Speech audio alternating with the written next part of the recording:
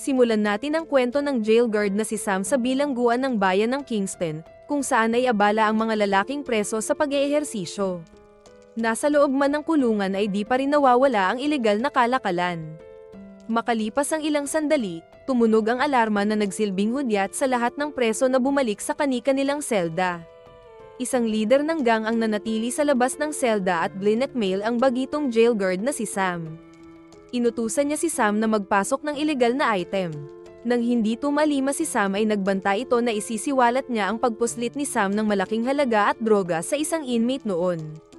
Kapag nabunyag ang katiwalian ni Sam ay makukulong siya sa parehas na kulungan at gagawin siyang parausan ng leader na nasa harapan niya. Sa takot ay nagsabi si Sam na nakatulong naman siya sa leader ng gang pero sa pagkakataong iyon ay hindi siya pwedeng lumabag sa batas. Nang muling magbanta ang inmate ay di nakapagpigil si Sam at inatake ito hanggang sa mapadapa sa sahig. Napagtanto niya na madidiin siya kaya ay numpog niya ang sarili upang magmukhang self-defense ang ginawa niya. Humingi siya ng tulong at nagkunwaring siya ang inatake ng inmate.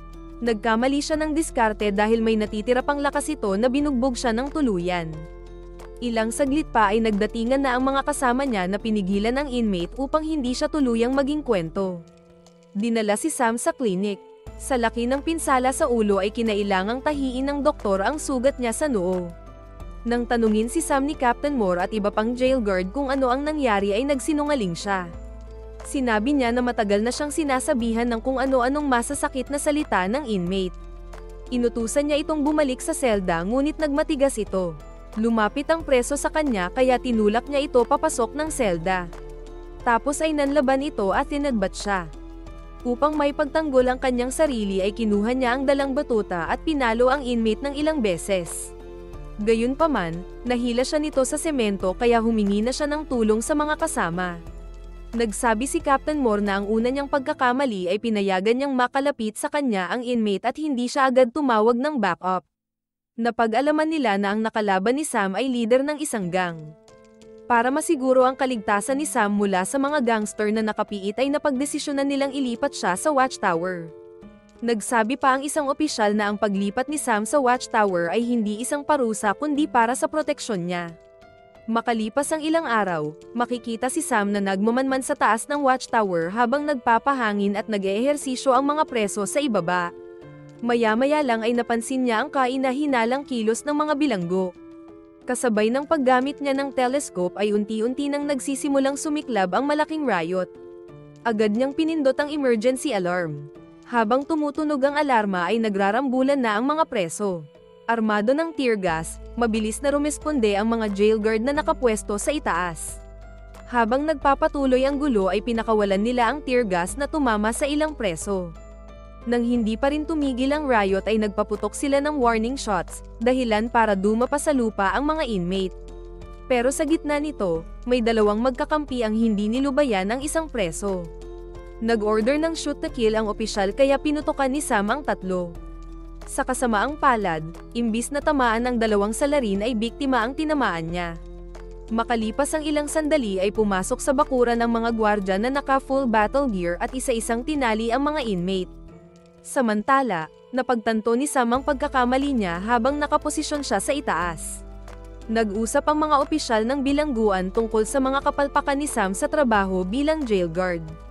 Kwinestyon ng warden kung bakit inilipat ang bagitong si Sam sa watchtower. Sinabi ni Captain Moore na sa palagay nila ay iyon ang mas mabuting paraan upang mahiwalay si Sam sa mga preso. Mariing sinabi ng warden na hindi na nila pwedeng ibalik si Sam sa watchtower. Nagsuggest si Ed na pwede nilang ilagay si Sam sa discharge o sa receiving department, o kaya'y magpatrolya sa paligid. Ipinagtanggol ni Tim ang pamangkin na si Sam na wala itong nagawang mali. Muling sumabat ang warden na hindi parusa iyon kundi para sa proteksyon ni Sam.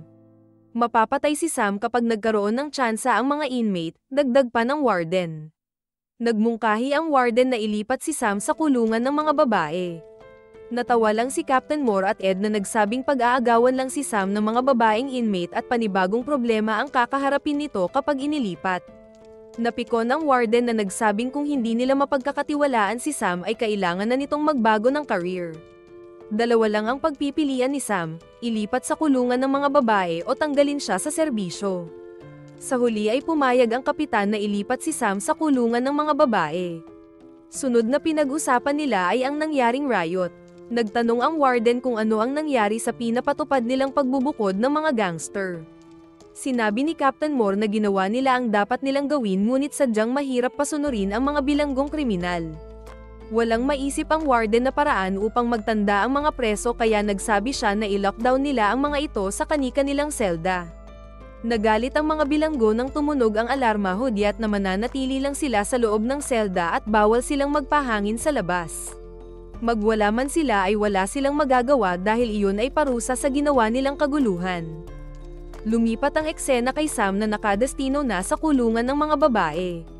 Habang nakabantay siya sa pila papunta sa silid-aralan ay nakakarinig siya ng iba't ibang nakakaakit na salita mula sa mga kababaihan. Ang iba ay kumikilos ng malaswa sa harapan niya. Isang inmate na nagngangalang Cherry ang nagpakita ng interes sa kanya na sinakyan niya ang pahiwatig. Di niya alam na nasa likuran niya ang propesor na tinanong siya kung sinong opisyal na wala sa katinoan ang inilipat siya doon.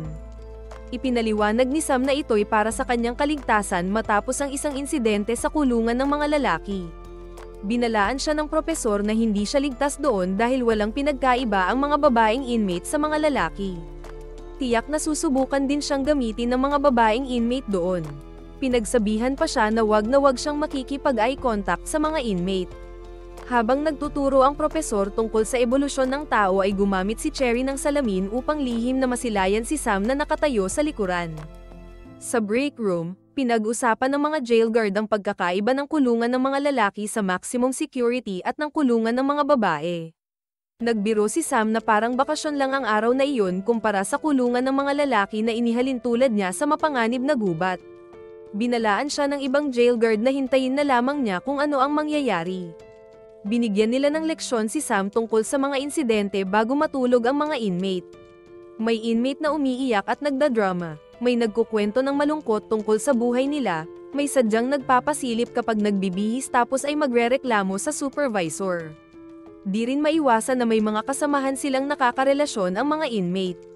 Ipinaalam din nila kay Sam ang kakaibang panganib sa kulungan ng mga babae at pinayuhan ito na kumilos na parang robot. Kailangan lang niyang sundin ng eksakto ang lahat ng patakaran sa loob upang maging maayos ang kanyang pagtatrabaho roon. Pagsapit ng oras ng pagtulog, isa-isa nilang isinasara ang pinto ng bawat selda hanggang sa madiskubre nila ang isang preso na gumagamit ng cellphone. Tinanggiman ng inmate ang cellphone ay nakumpiska pa rin ito ng jail guard. Sa isang selda ay muli silang nagkita ni Cherry na tinanong niya kung nasa mabuti ba itong kalagayan. Habang nakatingin siya ay inakit siya nito. Patay mali siyang pinasarado niya ang pinto ng selda at nagpatuloy sa trabaho. Kinabukasan ay naatasan muli si Sam na magbantay sa pila ng mga inmate na papasok sa silid-aralan. Habang naglalakad, isa sa mga inmate ang sadyang tinulak si Cherry papunta kay Sam. Hinawakan ni Cherry si Junjun habang binubulong kay Sam na magkita sila pagsapit ng gabi. Isang jail guard ang sinabihan si Sam na maging istrikto siya at kung hindi ay pagsasamantalahan ng mga inmate ang kahinaan niya. Kinagabihan ay nag-round si Sam sa kulungan at sinigurado na nakapatay na ang lahat ng ilaw sa loob ng selda. Pagdaan niya sa selda ni Cherry ay nadatnan niya itong nakabuyangyang ang katawan. Napatitig siya at parang sinisilaban ang kanyang katawan. Ang hindi niya alam ay binibidyohan siya ni Cherry gamit ang isang nakatagong cellphone. Isang araw habang nasa control room ay naatasan si Sam na suriin ang kalagayan ni Cherry na tila namimilipit sa sakit ng tiyan. Nagsabi ang inmate na sobra ang sakit ng tagiliran niya. Pinayuhan siya ng kasamahan sa control room na dalhin ang inmate sa klinik. Kukuha sana sila ng stretcher ngunit nagsabi si Cherry na kaya niyang maglakad. Habang patungo sa klinik ay hinila siya ng inmate sa ilalim ng hagdan kung saan walang kamera. Agad na hinalikan ni Cherry si Sam ngunit nakapagpigil ito. Sinigurado sa kanya ng inmate na hindi kita ng CCTV ang sulok na iyon at walang makakakita sa kanila. Sinubukan ni Sam na labanan ng tukso ngunit sa huli ay bumigay din siya kaya pinatulan niya ang babaeng inmate. Habang abala si Sam sa pakikipagtalik sa babaeng inmate ay dahan-dahang kinuha nito ang isang lapis na nakatago sa buhok.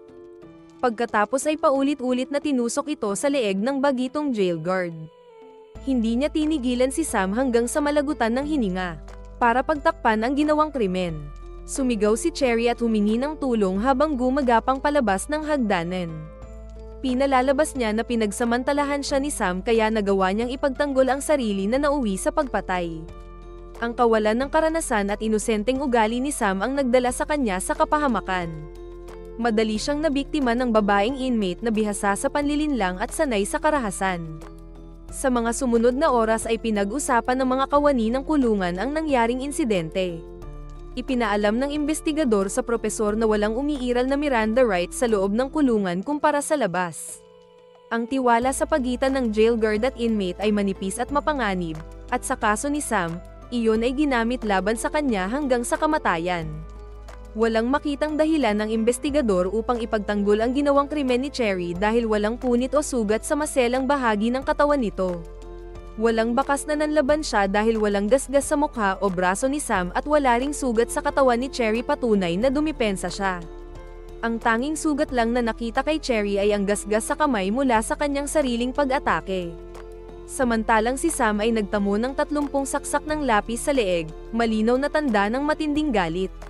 Dagdag pa rito, halos sabay ang oras ng pagkamatay ni Sam ang ginawang pagpatay sa kanyang tiyuhin na si Tim na jail guard sa kulungan ng mga lalaki. Dahil dito, nagsimulang magduda ang mga investigador sa sinasabi ni Cherry na ito ay self-defense. Alam nilang walang silbi ang pananakot o panlilinlang sa isang tulad ni Cherry. Humingi ng tulong ang mga investigador sa propesor dahil siya lamang ang maaaring makapagpaamin sa inmate.